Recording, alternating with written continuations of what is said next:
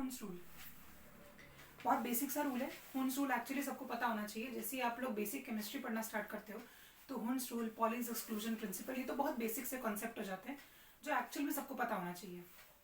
तो Hund's rule जो है वो आप लोगों को किसी भी ऑर्बिटल में इलेक्ट्रॉन्स भरने की कह सकते हैं कि तरीका बताता है कि how you are suppose to fill the electrons in particular orbitals.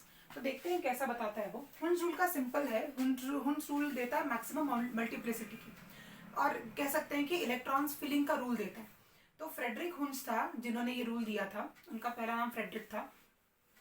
So Hund's rule simply says that the electrons, जब इलेक्ट्रॉन्स भरने जाओगे ना आप लोग, so first they are filled in a singular manner. आप लोगों को पहले एक एक इलेक्ट्रॉन भरना है, and then if remaining electrons, if there are remaining electrons, then you will start the pairing of them. So let's take a simple example. अब S orbital में तो ये वाला केस नहीं होता जनरली, क्योंकि उसमें एक ही स्पेस होती है। एस ऑर्बिटल का केस क्या ही हो सकता है, थोड़ा और अच्छा ऑर्बिटल बना देती हूँ। एस ऑर्बिटल का क्या ही केस हो सकता है, एक इलेक्ट्रॉन भरोगे और दूसरा इलेक्ट्रॉन बचेगा तो पेयर हो जाएगा, इसमें कोई दिक्कत नहीं है। पी ऑर्बिटल में ये थोड़ा और अच्छे से समझ में आएगा। देखो सपोज मैंने पी ऑर्बिटल बनाया है, ठीक है। पी ऑर्बिटल के दो देखेंगे हम लोग, कौन सा करेक्ट है और कौन सा नहीं है, वो आप लोग स्टार्टिंग में डिसाइड कर लोगे, कोई इतना दिक्कत नहीं आएगा। तो सपोज आप लोगों को 4 इलेक्ट्रॉन्स भरने हैं, ठीक है। ये स्टूडेंट ए है और ये स्टूडेंट बी है। स्टूडेंट ए ने कैसे भरा, 1 2 3 4, और स्टूडेंट बी ने कैसे भर दिया, 1 2 3 4। अब मतलब कह सकते हैं कि अब काउंटिंग तो दोनों की सही है, दोनों ने 4 इलेक्ट्रॉन्स भर ही दिए हैं, बट करेक्ट किसका होगा, करेक्ट इसका होगा। क्यों, क्योंकि हुन्स रूल की वजह से। हुन्स रूल क्या कहता है कि सबको पहले बराबरी में तो हिस्सेदारी दो, पहले सबको बराबर तो दो। मतलब कि सपोज आपके घर में खाने के लिए 5 लोग हैं, लेकिन आपने पहले 2 को सब कुछ खिला दिया, ऐसा तो कोई करेगा नहीं। तो पहले सबको बराबरी में एक रोटी दी जाती है, and then you start to give them extra as demanded और as asked by them. So वैसे ही हुन्स रूल भी कहता है कि सबको पहले एक इलेक्ट्रॉन बांट तो दो, अगर तुम्हारे पास एक्स्ट्रा बच जाएंगे तब जाके उसकी पेयरिंग होगी। तो ये गलत है, क्योंकि यहाँ पर एक ऑर्बिटल खाली रहेगा, जबकि यहाँ पर एक इलेक्ट्रॉन बांटने का जगह था।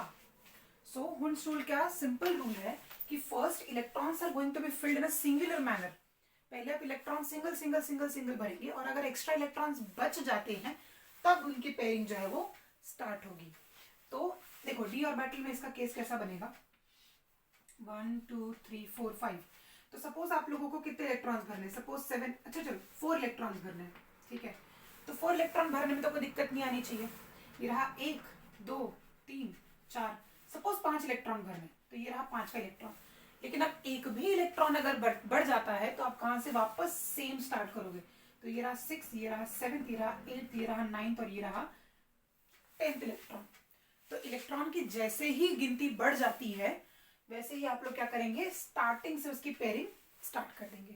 So this is everything about Hund's rule, और बहुत इजी रूल है, सबको पता होना चाहिए, क्योंकि ये आपको काम आता है when you are writing configuration, when you are writing the hybridization बनाने के लिए हुन्स रूल का काम आता है।